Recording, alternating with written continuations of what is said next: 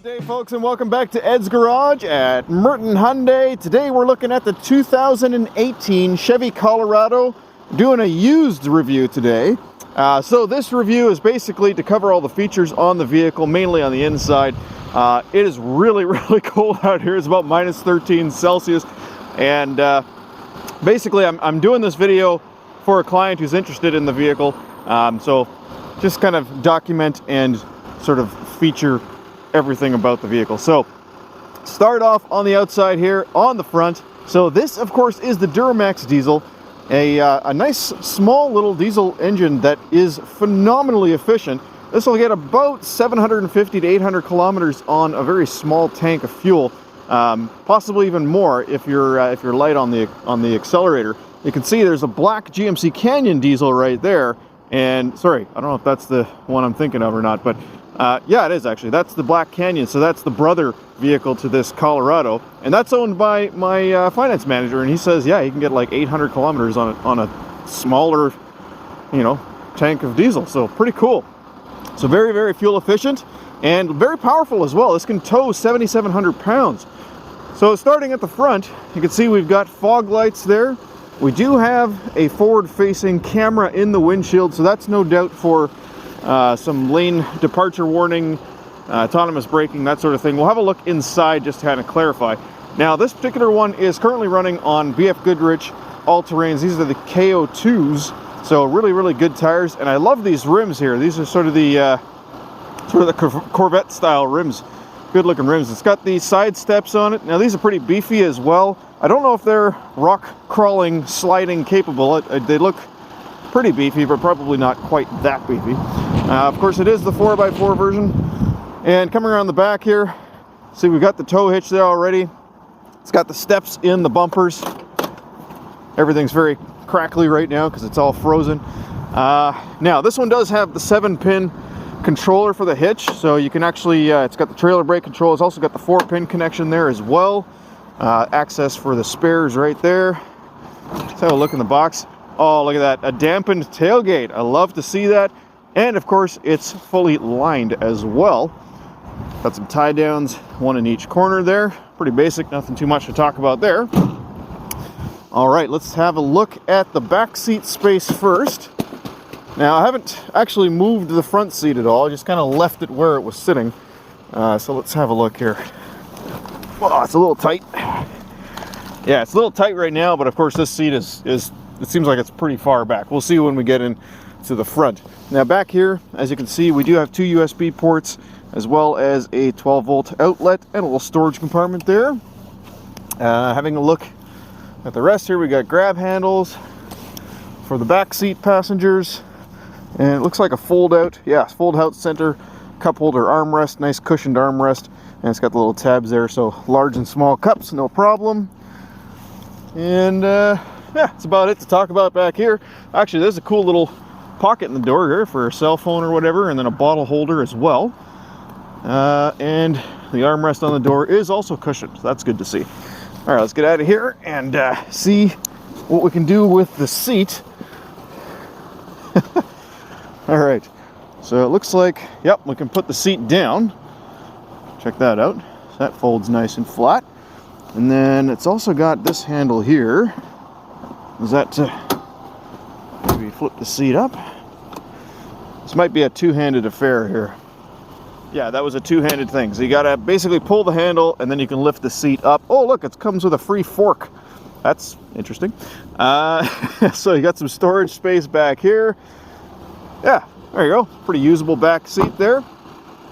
Mirrors have, on the driver's side, does have the little convex mirror. Driver's seat is partial power, so you got 1, 2, 3, 4.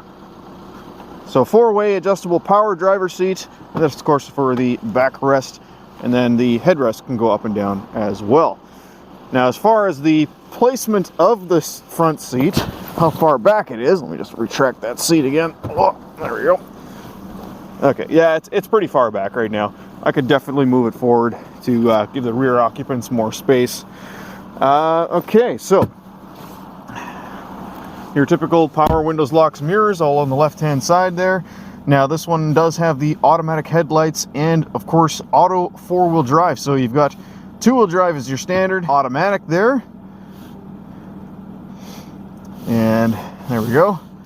And you got 4 high. So that you can do while it's in park. Now as far as getting it into 4 low, put the car into neutral, the truck, move it into 4 low. There we go. So now we should have, oh yeah, I can feel the whole car shifting. So 4 low is working great. And we'll put it back into auto. All right, above that you can see we got the trailer brake control there. And then of course the stock for the turn signal. Now let's see, nothing too crazy there. It does have the momentary signal thing, so if you tap it, it'll flash 3 times on its own. Windshield washer stock on the right. And then over here you can see we've actually got a trailer brake, exhaust brake, which is pretty cool. So that's, of course, because it's diesel and high compression, you can actually use that to slow the vehicle down going down hills.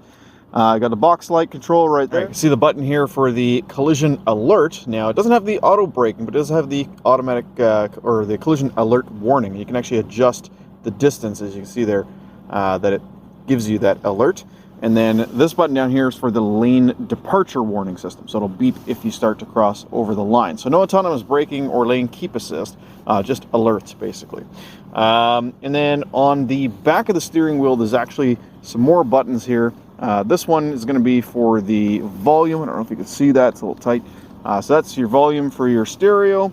And then on the left-hand side, you can actually switch between the favorites on your radio, so favorites and presets. And then as well on the stereo, of course, you have your cruise control buttons right there. And on the right-hand side, you have your buttons for navigating through the menu on the center screen there. And then, of course, your hang-up button. And there's no answer button. I imagine that's probably just, maybe that does both, I guess. And then you also have the say a command or say help. Voice recognition system there. Goodbye. There you go. So that's how you can place a phone call, I suppose. All right, so let's see what we've got on the little display here. So we've got our digital speedometer there in the middle. Now, of course, we can use the buttons on the steering wheel to cycle through the different displays. So we've got our trip A, trip B, so our trip computers, fuel range until empty, instant fuel economy, oil life remaining, tire pressure monitor, oil pressure. So actually, I could probably make that go up by revving the engine up a little bit. Yep. There we go. Our fuel filter life, that's cool.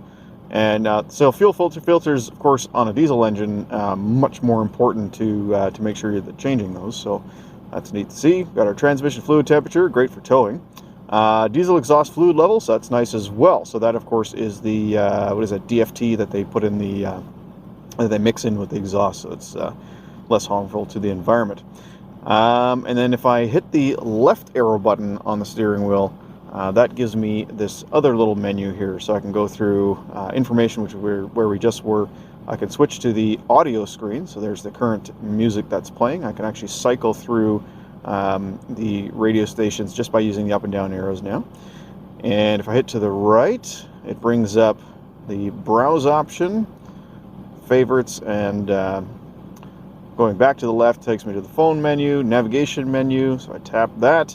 That brings up the OnStar navigation icon, but that is all I'm seeing. I'm guessing you probably have to have OnStar with navigation set up for that to work. Currently that is not working, so you have to have that subscription. So I'm going to go into options here. I can change my units. I can assign which info pages I actually want to see. I can enable the speed warning. So that's pretty cool. And let's see if I can, I'm going to edit the list here, see if everything's enabled. I think it is. Oh, there's the, cool, fuel economy, average speed. Let's just turn everything on. You can see battery voltage, nice. How many engine hours there is. Trailer brake information. Okay, so now if I go back to the info screen, I should have a couple more things to look at. Trip A, Trip B, fuel range, instant fuel economy, oil life, tire pressure. So these are all things that we saw before. This one, of course, is new. Now, this is going to be a little bit inaccurate because the vehicle has been basically sitting on our lot running every now and then. So I don't know if we can reset this. Yeah, we can. Okay, so yeah, currently sitting here running, obviously we're not going to have a accurate fuel economy rating. You can see our average speed, which is 61 kilometers an hour, so that would indicate probably mostly highway driving. We have our timer here, which is cool. Battery voltage, that shows that the alternator is working great. And then that was it. There's our engine hours, 1900 engine hours. Neat. And there's our trailer brake gain, which we can enable or we can adjust using the controls down there on the left-hand side. So, right on. Okay, so that is the infotainment, or rather the instrument cluster center screen. Looking further over to our right, you can see we've got a little bit of storage there, a huge storage console. This vehicle hasn't been detailed yet, so just ignore some of the stuff you're seeing. We have the USB port there, of course, a couple of cup holders, another 12-volt power outlet, and a USB port with an aux jack right below it right there. Now that, of course, that USB port is going to be for the, presumably for the Apple CarPlay and Android Auto that's on here. Let's see what we've got. We've got projection. So this would be the phone projection system. I imagine it must be the Apple CarPlay and Android Auto. I'll have to double check that. Yeah, basic controls for your climate system. Of course, it does have air conditioning. And then you got a 8-inch non-polarized touchscreen, very, very clear image, which of course has a backup camera with dynamic steering line. And it looks like we have the ability to enable the camera, yep, even when we're not in reverse. That's kind of nice to see. Audio controls, or our radio, of course. We have our presets along the bottom here. Tuning options, you can type in exactly what station you want to tune to. Some hard buttons along the bottom here, so radio, media, tone. Tone is going to take us to where we can adjust bass, treble, mid-range. What's the talk thing here? That's interesting. So you can actually adjust the tone. Oh, okay. So I guess if you're listening to talk radio versus just a custom setting, interesting. I wonder why they don't have like other options. Weird. Settings, we have our time and date, rear seat reminder. So if the rear doors are opened at any time during the vehicle running, you'll get a reminder to check the rear seat when you get out. We have a valet mode and a teen driver mode, so that restricts the vehicle's capabilities and access. Settings for the radio, there it is, Apple CarPlay and Android Auto, so I no longer need to look that up. We have vehicle settings in here as well, so let's check that out. So climate, air quality, elevated idle, interesting.